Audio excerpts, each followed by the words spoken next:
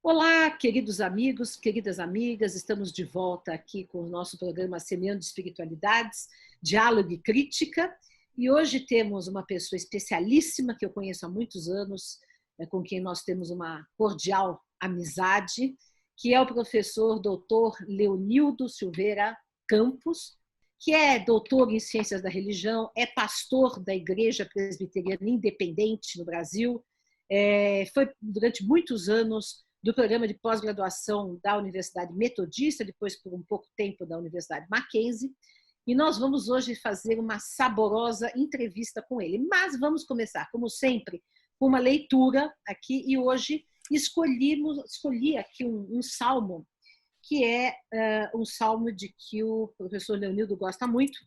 Eu também gosto muito dos salmos de Davi, para a gente criar o clima, que nós vamos começar primeiro a falar da questão da espiritualidade, da fé, nestes momentos trágicos e tristes que nós vivemos. Sob as asas divinas, quem habita na proteção do Altíssimo pernoita à sombra de Shaddai, dizendo a Yahvé, meu abrigo, minha fortaleza, meu Deus, em quem confio. É Ele quem te livra do laço do caçador que se ocupa em destruir. Ele te esconde com suas penas, sob suas asas encontras um abrigo, sua fidelidade é escudo e couraça. Não temerás o terror da noite, nem a flecha que voa de dia, nem a peste que caminha na treva, nem a epidemia que devasta ao meio-dia. Caiam 1000 ao teu lado e 10.000 à tua direita, e a ti nada atingirá. Basta que olhes com teus olhos para ver o salário dos ímpios, tu que dizes, Yahvé é o meu abrigo, e fazes do Altíssimo o teu refúgio. A desgraça jamais te atingirá e praga nenhuma chegará à tua tenda, pois em teu favor ele ordenou aos seus anjos que te guardem em teus caminhos todos. Eles te levarão em suas mãos para que teus pés não tropecem numa pedra. Poderás caminhar sobre o leão e a víbora, pisarás o leãozinho e o dragão. Porque a mim se apegou, eu o livrarei, eu o protegerei, pois conhece o meu nome. Ele me invocará e eu responderei. Na angústia estarei com ele, eu o livrarei e o glorificarei. Vou saciá-lo com longos dias e lhe mostrarei a minha salvação. É o Salmo 91 da Bíblia de Jerusalém. Leonildo, bem-vindo aqui conosco. Tudo bem com você? Tudo bem, Dora. É um prazer estar conversando com você especialmente. E um grande abraço para o seu pai. Obrigada. Nosso querido amigo também há muito tempo. Né? Então, eu quis ler esse salmo logo de início, né? E a gente já envereda por esse caminho da nossa primeira parte da conversa. O salmo é muito confortador, né? Ver em Deus um refúgio, uma guarda, uma proteção, um abrigo, algo que nos conforta no momento exatamente, fala até da peste, né? Da peste, né? Nós estamos enfrentando uma peste mundial, na verdade, né? Com essa pandemia. Como é que você vê, né? Você como um homem da religião, religioso, você ao mesmo tempo está dentro da religião como pastor, mas também está fora como cientista da religião, que eu acho muito interessante essa dualidade. Eu também tenho essas duas visões, né? Como você vê essa necessidade ou esse clamor que as pessoas têm nesse momento pela espiritualidade, num momento tão difícil que nós vivemos, né?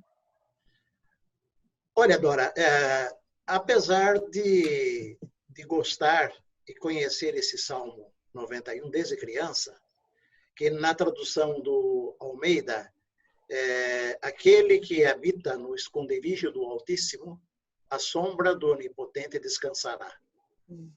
Acho que a tradução da Bíblia de Jerusalém está mais próxima dos originais ou dos manuscritos hebraicos, embora eu tenha faltado em muitas aulas de hebraico na Faculdade de Teologia.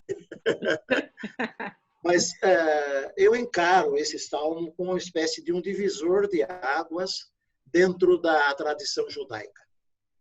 Porque na tradição judaica, a poesia religiosa, e o salmo é uma poesia religiosa, sim. Ela encaminhava a consolação dos aflitos, dos sofredores, na linha da tradição, que desgraça poderia cair sobre o indivíduo e isso classificaria esse indivíduo como injusto. Ou sobre aqueles que não eram israelitas. Mas sobre os israelitas, desgraça nenhuma cairia. E isso foi até o exílio da Babilônia.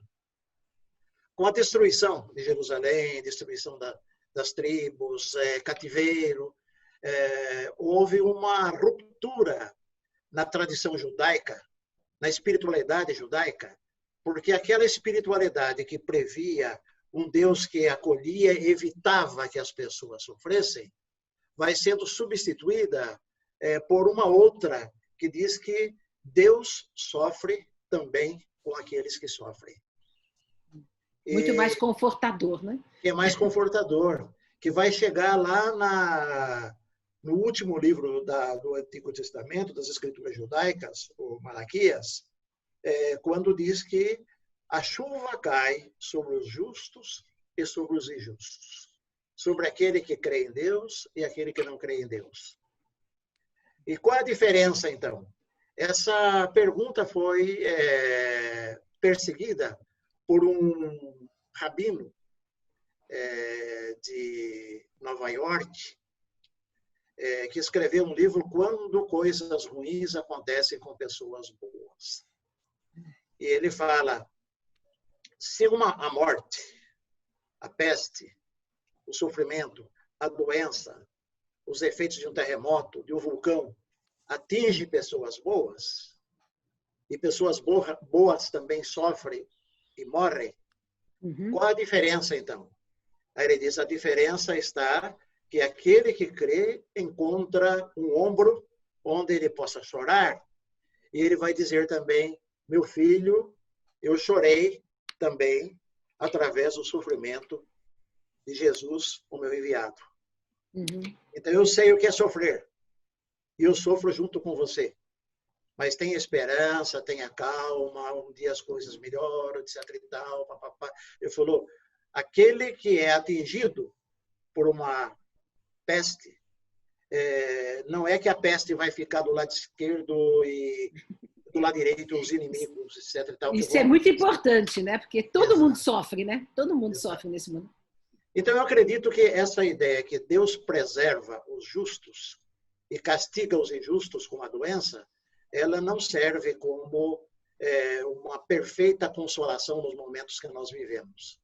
No entanto, a maior parte dos cristãos seguem a linha do antigo judaísmo, e não do judaísmo pós-exílio, do judaísmo pós-holocausto, que é um judaísmo que sabe o que é sofrer. E não pode atribuir a Deus a culpa pelo sofrimento. Sim, porque todo mundo nesse mundo sofre, né? Não há quem escape do sofrimento. O sofrimento faz parte da própria existência humana. Exato. Então, se nós colocarmos Deus como aquele que castiga um e sofre o outro, de Deus como aquele que preserva um e não preserva o outro, a gente acaba não entendendo quase que nada do amor e da misericórdia divina. Sim, porque aí a gente atribui a Deus quase o papel de um tirano, né? Que fica distribuindo benesses para uns, castigos para outros, né? Né? O autor do livro Quando Coisas Ruins Acontecem com Pessoas Boas, ele diz que Deus não é um especialista no computador que fica todo dia de manhã verificando para quem ele vai mandar esta cota aqui de câncer que ele tem, para quem vai mandar esta cota aqui de desastres, de acidentes, e puxa no computador e vai enviando. Ele falou, Deus não é assim. Ele deu as leis à natureza para que, através das leis da natureza, do medicina, medicamentos, etc. e tal, os seres humanos possam encontrar uma solução, ainda que paliativa, para os seus males. Por isso ele nos deu a inteligência e a capacidade de aprender e pesquisar, porque cabe a nós, né, organizar o mundo, né? Exatamente. Então, por isso que muita gente não está, muitos cristãos não estão bem sintonizados com a teologia cristã, nesse momento que nós vivemos, que expressa muito bem no finalzinho da oração do Pai Nosso, né? Seja feita a tua vontade. Uhum. Os cristãos querem impor sobre Deus a sua própria vontade, os seus anseios, suas esperanças. E outra, também querem fazer barganha com Deus, né? Isso eu acho, comprar as graças de Deus. Isso que também é muito problema, né? É uma visão comercial quase. Quer dizer, nós temos hoje uma visão comercial de Deus, muita gente tem, né? Então, e essa visão comercial é Deus como objeto de consumo e a gente compra, então, algumas graças mediante algumas ofertas, alguns tipos de comportamento, etc. Como se Deus fosse também alguém sujeito à corrupção, na verdade, né? Porque se a gente paga graças, então, né? Não é isso? O neopentecostalismo, principalmente essas seitas que estão aí na televisão, elas trabalham com, primeiro, uma ideia muito centralizada do sacrifício. Isto é, o ser humano precisa fazer algum sacrifício para obter da divindade alguma coisa em troca. Então, como no sistema capitalista, o sacrifício maior que tem é meter a mão no bolso e pegar o dinheiro. Agora, a diferença, né? Meter a mão no cartão, colocar na maquininha e despachar o valor, né? Mas é um sacrifício. E Edir Macedo, por exemplo, diz que o sacrifício não é você dar aquilo que está sobrando. É dar aquilo que você nem tem ainda. Então, você se arruma de um jeito qualquer e deposita lá 10 mil reais porque você quer um emprego que vai ganhar 10 mil reais. E você, acreditando, vai receber um emprego de volta. E um pastor da Igreja Universal, eu ouvi isso num templo da Igreja Universal, dizia que daqui 6 meses você volta e eu vou cobrar Deus dessa negociação que nós fizemos hoje. Eu vou falar para ele, ô Deus, a linguagem é mais ou menos essa. Ô Deus, como é que fica esse negócio? O teu filho deu tanto, está esperando há 6 meses tanto, e o senhor não se movimentou, não fez nada. Afinal de contas, que Deus o senhor é? Nossa Senhora. O senhor é Deus que cumpre as palavras ou o senhor é um Deus trapaceiro? Bem respeitoso. Competência. Se não tem competência para ser Deus, dizia ele, desista de ser Deus. Dá lugar para um outro Deus que cumpre a sua palavra. Nossa. Ora, isso a gente não escuta nem de um materialista marxista. Nem de alguém lá que era seguidor do Bakunin, né? Do materialismo mais negador que exista, né? Mas é fruto disso que nós estamos falando, essa negociação com Deus, né? Você faz um negócio, a Igreja Universal é uma espécie de cartório que bate o carimbo, a partir dali Deus fica compromissado a realizar aquilo que o fiel pediu.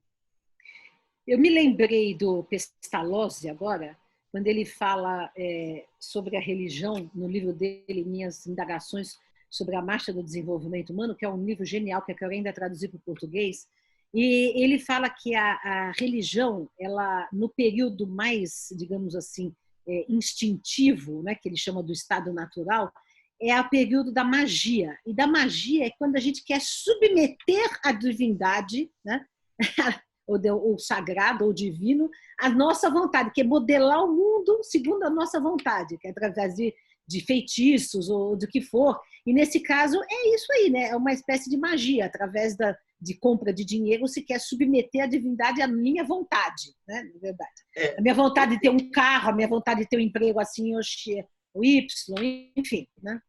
Então, no centro da magia está essa ideia mesmo de colocar Deus ao serviço dos interesses materiais dos seres humanos, né? Exato. E alguns até comparam essa espiritualidade materialista com a ideia da história do Aladim, né? E a lâmpada mágica. Sim. Você passa a mão na lâmpada e, de repente, aparece o sujeito lá, né? Aí ele diz, meu amo e meu senhor, peça o que você quiser. Né? E ele vai ser obrigado a pedir as três coisas que o gênio da lâmpada vai ficar obrigado a oferecer para ele, né? Então, essa ideia teológica de um Deus da lâmpada de Aladim, que corresponde a essa ideia do Deus mercador também, né? Uma vez se tendo pago, você tem que obter de volta. O vendedor tem que te mandar de volta. Senão o contrato está rompido e ele deixa de ser um bom vendedor, né?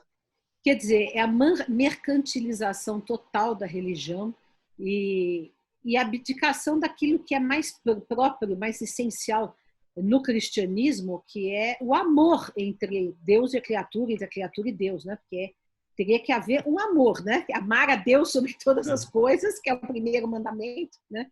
E não é submeter Deus a uma relação comercial, mas é sim uma relação amorosa, né? Que deveria, pelo menos é o que recomenda, né? O cristianismo. Né? E a segunda parte, que é o amor ao outro, próximo. Exato. Próximo, e a terceira, o amor a si mesmo. Exato. Né? Porque essas três dimensões do amor acabam dando à espiritualidade cristã, a verdadeira espiritualidade cristã, a ideia do sacrificar-se pelo outro. Isso. E não sacrificar-se por si mesmo para obter de Deus as coisas que ele precisa. Que é bem diferente, né? É bem diferente, é uma distorsão do coração da doutrina cristã. Exato. Então, por isso que há alguns teólogos, especialistas em religião, que afirmam haver uma dificuldade em classificar a igreja, essas novas igrejas que surgiram, à luz dessa negociação com Deus, como igrejas protestantes, pentecostais ou cristãs mesmo. Seriam igrejas pós-cristãs, pós-protestantes, pós-pentecostais? O que é esse negócio? O meu antigo orientador de doutorado, o professor Antônio Gouveia Mendonça, ele escreveu um artigo uma vez dizendo que essas novas seitas estariam muito mais próximas a uma espécie de um sindicato de mágicos. Porque ali reúnem pessoas não fiéis, mas pessoas interessadas. Sim. E não sacerdotes perfeitos, mas pessoas interessadas no dinheiro dos que estão interessados em bens espirituais. E aí surge a negociação entre os que têm, pelo menos teoricamente, os bens espirituais, que direcionam para aqueles que não têm. E esses que não têm são mobilizados através de um sistema de marketing que procura encontrar o alvo, né? O objetivo, para poder fazer uma publicidade, uma propaganda bem apropriada para atrair aquele tipo de pessoas. Mas escuta, eu queria falar uma coisa para você, comentando sobre essa questão.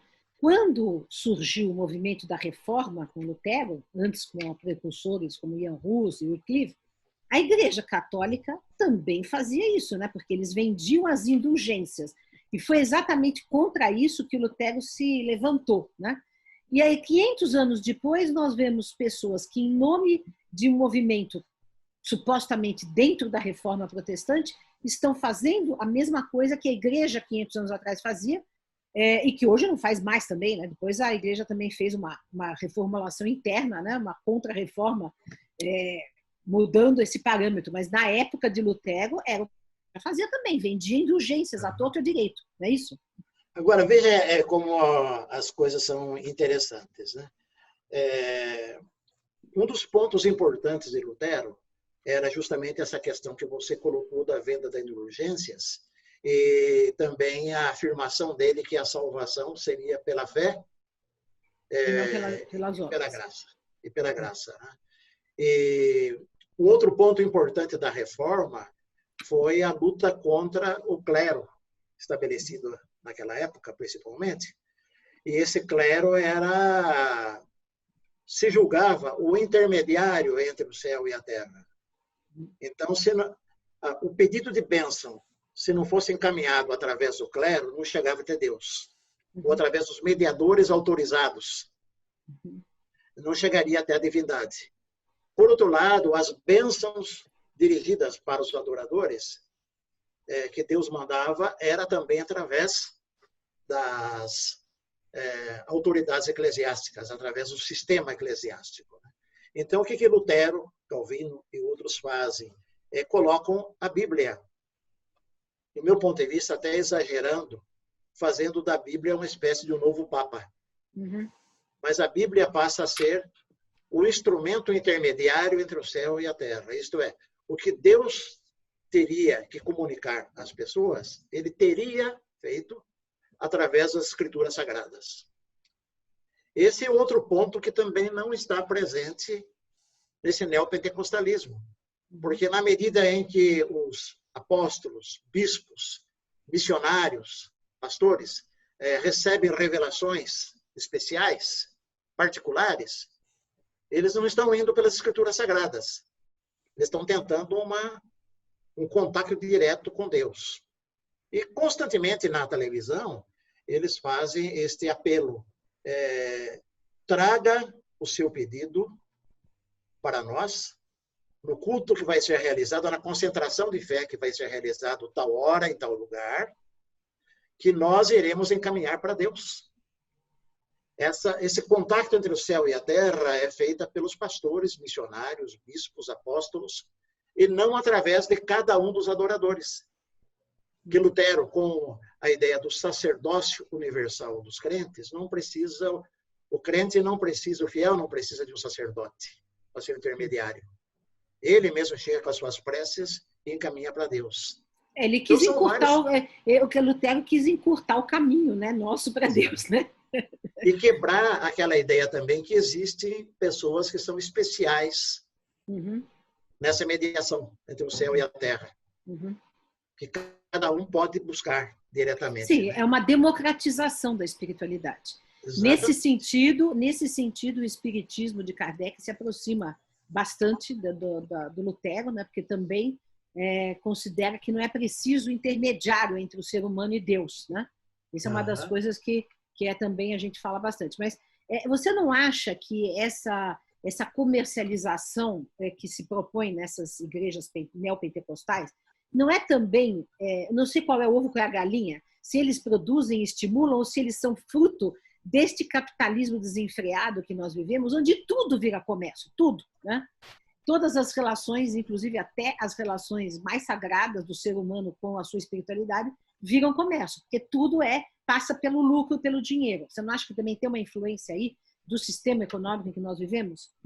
Não há dúvida, Dora, que isso realmente ocorre, porque não é um mero acaso que esse tipo de religiosidade brota no Ocidente, no momento da sociedade de consumo estabelecida, do capitalismo neoliberal, em que todas as coisas se transformam em objetos comercializáveis, inclusive a fé, como você está bem afirmando. Mas existe também um outro lado, na medida que esses grupos vão se tornando clientes das empresas mediáticas, sim, eles precisam de muito dinheiro. Há, por exemplo, afirmações não contestadas pela Igreja Universal, que o Templo de Salomão ele custa para a Igreja Universal 5 milhões de reais por mês, só a manutenção do templo. Nossa. Com os funcionários, energia elétrica, água, enfim, com tudo aquilo para manter em funcionamento, né? Tem até um apartamento lá de 1.000 e poucos metros quadrados do Edir Macedo, lá no topo, com o helicóptero à disposição dele, né? E com um jatinho estacionado no aeroporto para levá-lo para qualquer parte do mundo na hora que ele precisa. Talvez agora esteja só não esteja visitando Angola, né? Porque o império em Angola está despencando, né?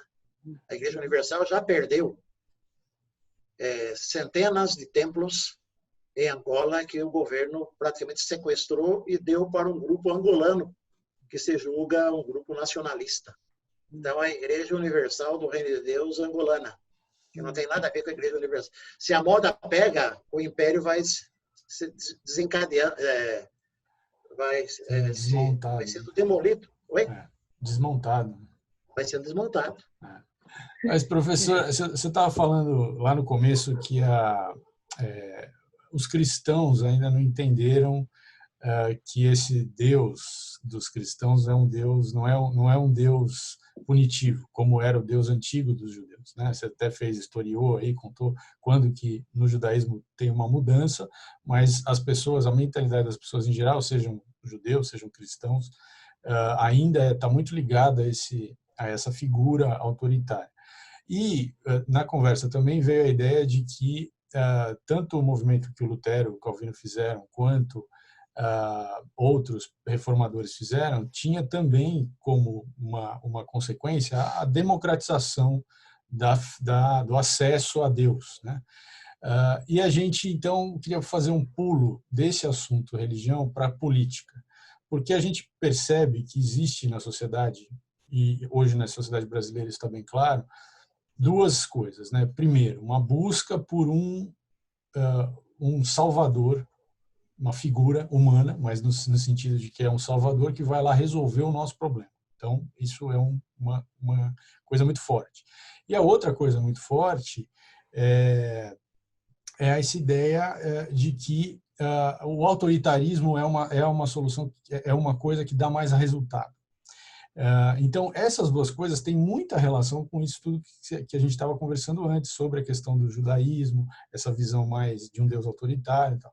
Então, quer dizer, como você vê isso, essa influência desse pensamento religioso antigo, que apesar de tudo que aconteceu na história, ainda é muito forte, e o peso que ela tem na nossa sociedade contemporânea, na política, na nossa vida né, civil, quer dizer, ainda estamos, assim, vivendo no judaísmo antigo?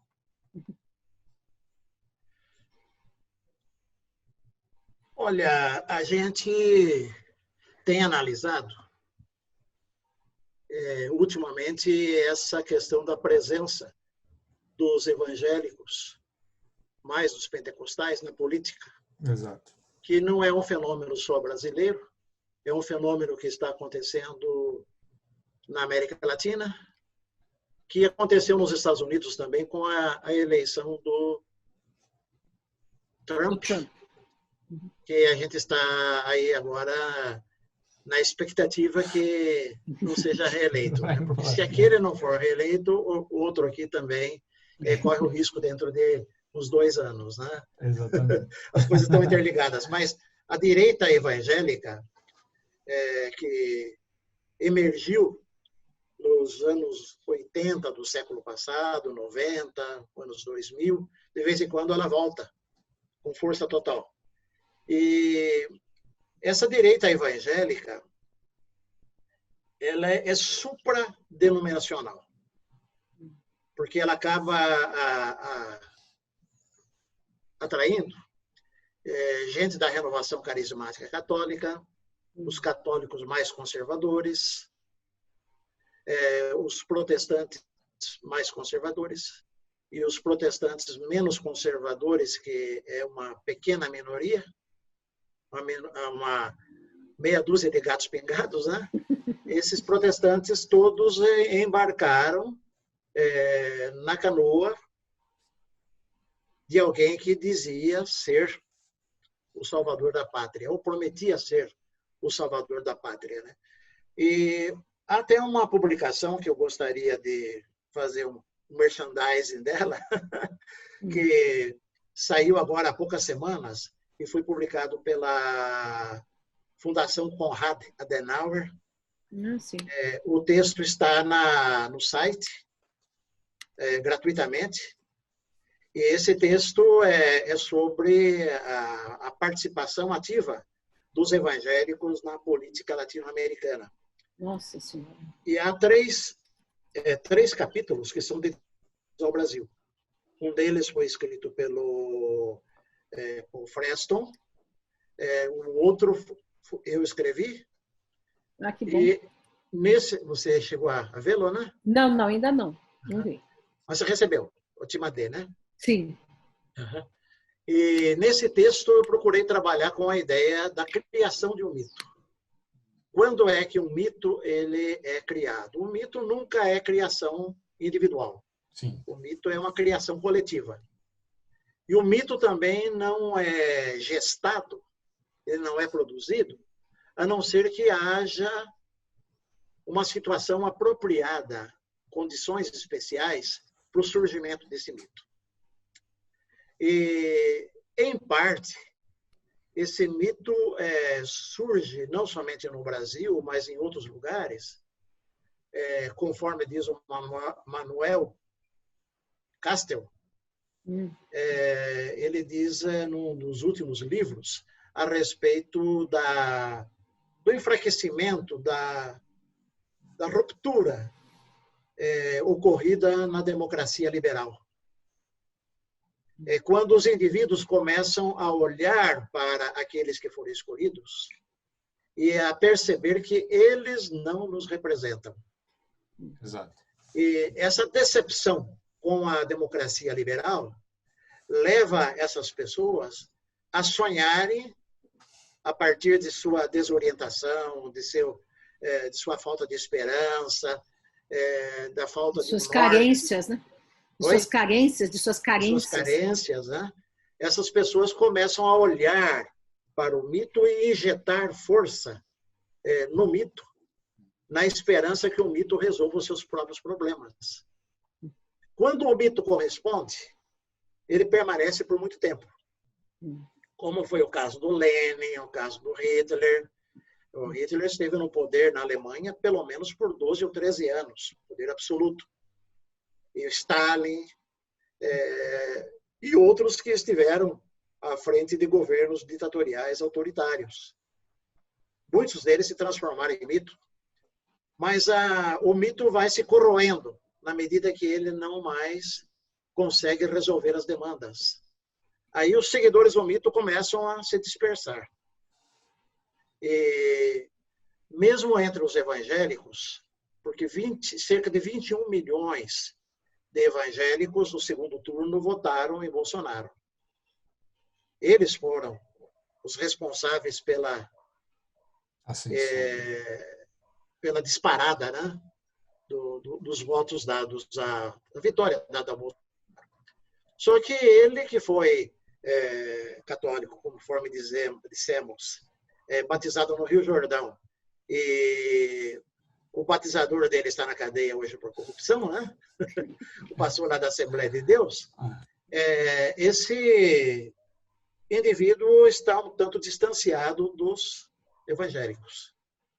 Ele se aproximou bastante dos evangélicos, dando a impressão que ele mesmo era um evangélico, embora enrustido, mas nem enrustido ele era.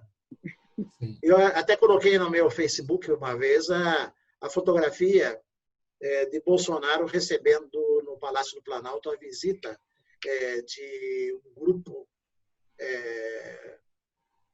de católicos carismáticos. E ele levanta uma imagem, não me lembro se era a imagem da Senhora Aparecida ou se era outro tipo de imagem, um ícone, não me lembro bem, mas era um símbolo católico que ele levanta. E eu publiquei no meu Facebook essa fotografia e uma mulher terrivelmente evangélica escreveu: meu Deus, eu sempre pensei que ele fosse evangélico. E votei nele porque eu achei que ele era evangélico. Então, isso é uma das coisas que pegam para os evangélicos, né? O culto a Nossa Senhora, né? Exato. O culto a Nossa Senhora, a adoração do sacramento, do corpo de Cristo, e a fidelidade absoluta ao Papa são os três elementos básicos que impedem, inclusive, uma aproximação maior entre os da renovação carismática católica com Os pentecostais. pentecostais. É. E estimulado pela direção, pelo clero católico, fez com que se criasse uma identidade carismática católica contrária à identidade carismática pentecostal. Não há muito risco. E, por outro lado, há uma saída, porque o caso, por exemplo, aquele lá do santuário do Pai Eterno, que foi objeto agora há pouco tempo de ameaça de prisão, sequestro de bens, aquelas coisas todas, né? De repente, um escândalo tão pentecostal ocorre no meio neopentecostal, católico, carismático. E é interessante também que aquele santuário ele foi construído, se desenvolveu, foi projetado nacionalmente através de um esquema de marketing e que foi bem trabalhado. De repente, ele se torna um lugar de peregrinação envolvendo muitos recursos, com produção de músicas, quer dizer, produção de uma cultura musical e espiritual muito semelhante do neopentecostalismo. E o padre, acho que é Padre Robson, o nome dele, ele se torna um elemento tão importante quanto Edir Macedo, quanto Romildo Ribeiro Soares, o Valdemiro Santiago, o Agenor Dutra, da Igreja Plenitude do Poder de Deus. Ele se torna um indivíduo muito forte e antiprotestante também. Agora, o que tudo isso tem a ver com a política, né? Vai criando uma situação em que é favorável para esses que se jogam, esses, eu não diria pioneiro, nem aventureiros, eu diria um sujeito que aproveita do momento oportunista, exatamente. E um sujeito oportunista que se lança com uma solução para todos os problemas. E esse indivíduo, no nosso caso, foi o Bolsonaro. Eu tenho minhas dúvidas que ele consiga muito sucesso entre os evangélicos na próxima eleição, como ele teve na eleição anterior. Mas a gente não sabe os meios de manipulação de massa que são usados, a gente nunca sabe. Né? É possível que esse avanço dele na direção dos nordestinos, com Bolsa Família, essas coisas todas renovadas, seja uma tentativa de equilibrar um pouco a perda que possivelmente ele venha a ter com alguns aqui. Né? Então, você lança a esperança no outro espaço, as palavras de esperança, para suprir aqueles que ficaram decepcionados, né? Aqui. Deixa eu perguntar uma outra coisa. Você é membro da Igreja Presbiteriana Independente do Brasil, né? É isso? Sim. Ela não faz parte nem do Brasil. Ah, não. É independente do Brasil. Então, o nome era Igreja Presbiteriana Independente Brasileira. Ah, tá. Em 1903. Depois, com o tempo, algum iluminado aí resolveu propor que fosse do Brasil. Bom, mas então, conta um pouco dessa história, porque também a gente que está de fora dos movimentos protestantes, a gente fica um pouco confusa, porque há tantas denominações, né? Quer dizer, por exemplo, o Mackenzie é presbiteriano, mas não é da sua igreja, né? É o presbiterianismo, digamos, tradicional, né? Não é da igreja independente. Não é da igreja independente.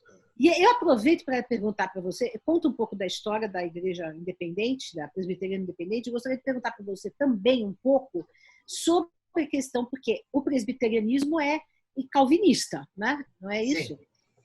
Então, até que ponto digamos assim, aquela concepção calvinista dos eleitos, né? E que os eleitos seriam também favorecidos, digamos, com a prosperidade na terra, isto influenciou o pentecostalismo e o neopentecostalismo? Essa é a pergunta que eu queria te fazer também. É mais fácil responder a parte histórica do que essa última colocação sua aí.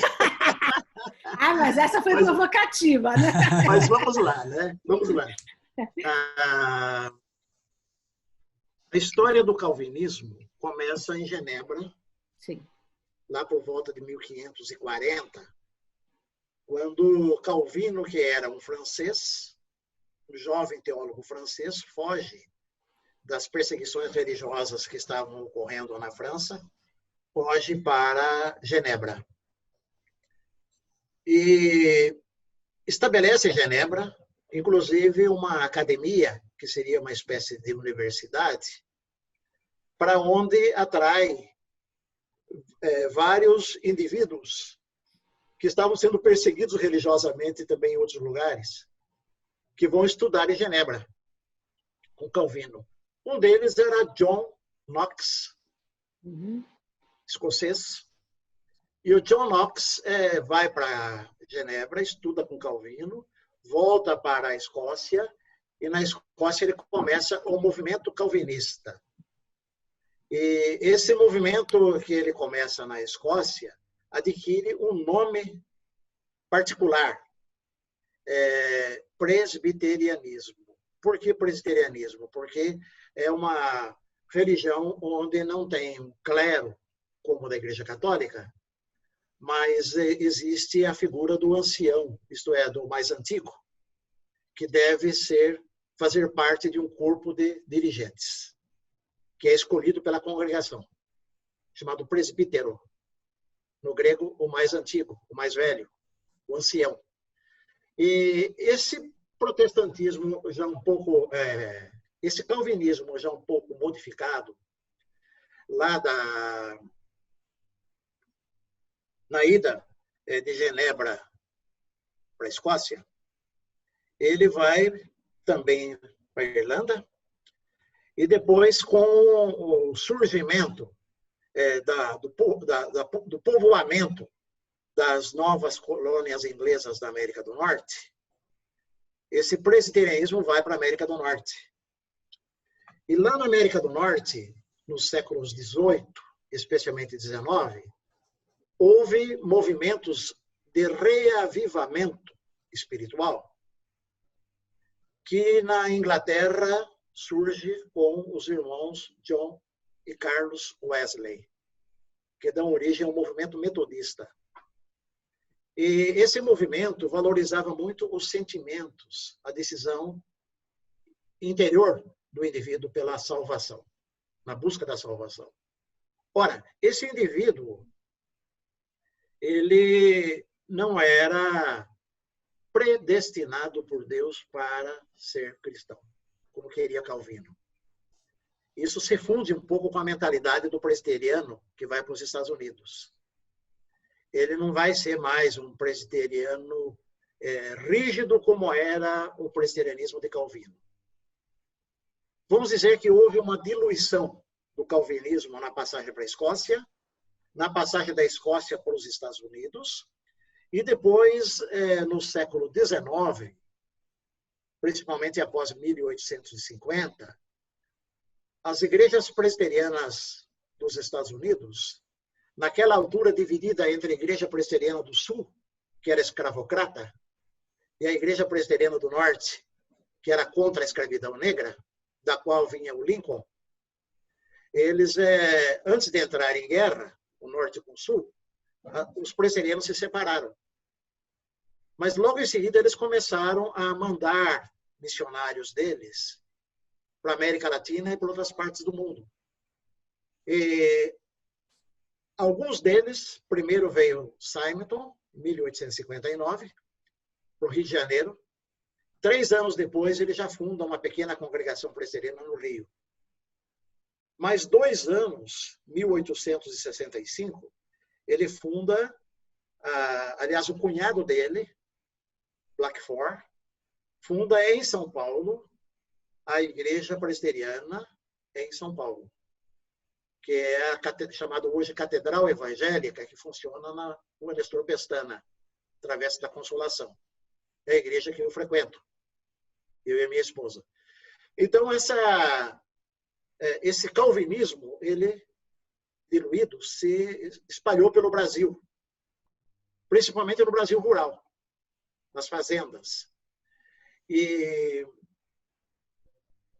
em 1888, uns 30 anos depois, houve uma espécie de uma tentativa de nacionalização do presbiterianismo no Brasil, com a formação de um sínodo, independente da administração americana. Mas os missionários americanos continuaram dando as cartas. Aí começa a surgir um grupo nacionalista dentro da Igreja Presbiteriana do Brasil. E esse grupo nacionalista descobre que fazia parte quase que do passaporte carimbado americano que chegava no Brasil, uma associação com lojas maçônicas. Porque aí eles tinham respaldo das lojas maçônicas para fazer as pregações presbiterianas no interior do país, sem ser atacado pelo clero católico e pelas autoridades católicas. Só que o grupo nacionalista também vai percebendo que esses missionários americanos, além de mandar na igreja, eles eram maçons, eles estabeleciam escolas mantidas com o dinheiro deles, controlavam essas escolas, os pastores que eram amigos deles eram levados para dar aula nessas escolas com salário melhor do que os pastores que camelavam no trabalho nos campos, né? Então vai formando um grupo nacionalista, pequeno grupo nacionalista. E esse grupo nacionalista entra em confronto no final do século XIX com os americanos e com os grupos que davam, aqueles pastores que davam apoio para os americanos. E eles saem da Igreja Presbiteriana do Brasil em 1903 e formam a Igreja Presbiteriana Independente Brasileira, que agora está com 117 anos de funcionamento, né? Só que a igreja que liderou a separação foi a Igreja Presbiteriana de São Paulo, que é hoje a Catedral Evangélica de São Paulo. E essa ficou com os presbiterianos independentes, apesar de ser uma igreja que tem 155 anos de história. Ela é mais velha do que a Igreja Presbiteriana Independente Brasileira. No cômputo geral, nós temos hoje cerca de 7 grupos presbiterianos no Brasil. Existe a Igreja Presbiteriana do Brasil, que é a mais antiga, dona do Mackenzie, conforme a Dora explicou. Temos também a Igreja Presbiteriana Conservadora. Há no Recife uma Igreja Presbiteriana Fundamentalista. Puxa. Há uma igreja presbiteriana renovada, que é presbiteriana pentecostal. E há outros grupos menores também, a Igreja Presbiteriana Unida. A Igreja Presbiteriana Unida que o Rubem Alves fazia parte. Por exemplo. É a igreja, quem sabe, era pequena, mas é a igreja mais liberal do Brasil. Foi a primeira a admitir mulheres como pastoras. Depois veio a minha igreja, a Presbiteriana Independente, que ela hoje consagra mulheres ao pastorado e à administração da igreja através do chamado presbítero, da figura do presbítero, né? Então, nós temos presbíteras e temos pastoras, né? Que bom, não sabia. Que bom. Mas aí você não me respondeu a pergunta provocativa, aquela da teologia da prosperidade. Freud explica. Essa é capciosa, né? Capciosa. Realmente, a tradição calvinista é que Deus escolhia as pessoas que deveriam ser salvas. Então, aqueles que não eram atraídos para a salvação é porque Deus já não quis que essas pessoas viessem. Essa teologia oficial do presbiterianismo mundial, ela é só aceita teoricamente hoje pelos presbiterianos de modo geral.